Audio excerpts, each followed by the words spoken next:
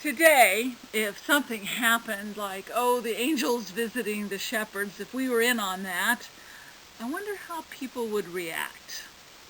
Well, some of us in the crowd might check ourselves into a mental institution. I'm sure there are psychiatrists that could convince us that it's all a dream or a hallucination. If we didn't mind being seen as a little loony, we might call up NASA and tell them we've sighted a UFO. Now, we think the aliens might be a pretty religious bunch. Either that or they're planning to take advantage of the Christmas season in order to invade California. We might go quietly home and not say a word to anyone. We'd either tell ourselves that we're not crazy because we recognize that this can't be reality, or we'd tell ourselves that if it really was a UFO, then someone else will report it. And if it wasn't a UFO, there's no need to report it in the first place. Of course, we could also dismiss the whole thing as a new advertising gimmick. But I'd love to think that a lot of us would go tearing off to find a stable in a little town up the road. And who knows, maybe we would. After all, many of us continue trying to find our way to that stable. In our spirits, we are seeking to walk the streets of Bethlehem. We are carrying gifts to the child laid in a manger. We are loving others in his name. Over a century ago, an American pastor took a leave of absence from his church and visited the Holy Land.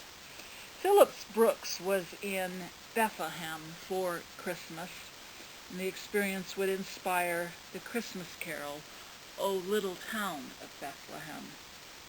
Have you ever read the words rather than only sing them? Someone once told me that the very best piece of advice they'd ever gotten was to really pay attention to the words of the hymns. I've tried to do that through the years, but every once in a while I'll be surprised. I'll run across a printed poem and read it and be very impressed. I may recognize it as a poem that's been used as a hymn, but I'll think, well, they must have altered that verse, or I think that's a verse they should have included in the hymnal. And then I'll look at the hymnal itself and realize they didn't change it, or they did include it. I just never took in the words before.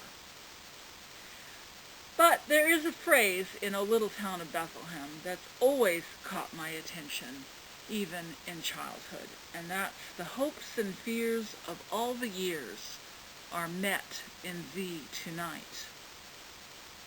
And there were all kinds of fears that were met in Jesus. Herod feared him. Herod was a king. He wanted to stay a king. He wanted to stay the kind of king that he already was, cruel, self-indulgent, scared of losing his power. Matthew tells us that Herod's fear in Bethlehem was so great that he sent soldiers to kill the baby Jesus. We look back now and know that other fears still roam the streets of Bethlehem. Anyone who values evil or cruelty may find something to fear in Bethlehem. Hatred, selfishness, prejudice, coercion, force, all may encounter something to be afraid of in Bethlehem. Even our own unworthiness may tremble as we walk toward the stable. We all have hopes and fears, large and small, and they vary according to who we are, what our age is, what our experiences are, what our values are. Our fears are met in Bethlehem. The things that scare us are met there. The things that scare humanity are met there. That's why the songs of the angels have so much power. If we live in a hope-filled world with peace and goodwill from God and toward each other, then we would have so much less to fear. This is a place where our hopes and our fears meet. We discover this amazing sensation that things are not as fearful as we might have believed, and our hopes are not based on confronting what we fear, but upon a foundation of light and of joy. The truth is that God is going to win in the long run.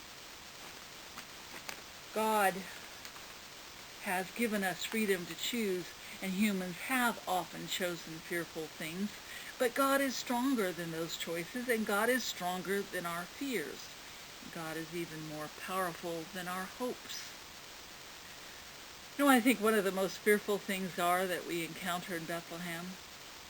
people have changed when they encounter the child in the manger.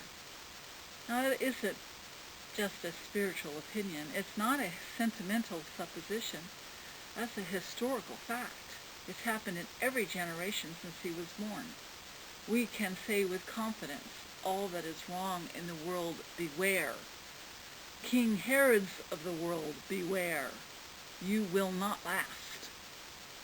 And of course, this is also one of the most hopeful things in Bethlehem, that people can change for the better. The world can change for the better. The child that was born in Bethlehem grew up. He would call ordinary people to be agents of positive change in the world. He believed in our power to do that. The Herod types in the world could crucify him, but they couldn't change Jesus. They couldn't make him less than he was. They couldn't stop him. Today they are dust, but we still celebrate his birth. I've sometimes wondered why the shepherds were the only ones who heard the song that night. Maybe they were the only ones who were listening. Maybe others heard but didn't pay attention. Or maybe they let their fears stop them from investigating the reasons for hope. This is a difficult period of world history. Let us be like the shepherds. Let's stop and listen for the songs of the angels. Let's bring our hopes and our fears and simply run to the stable to kneel before the manger bed. Amen.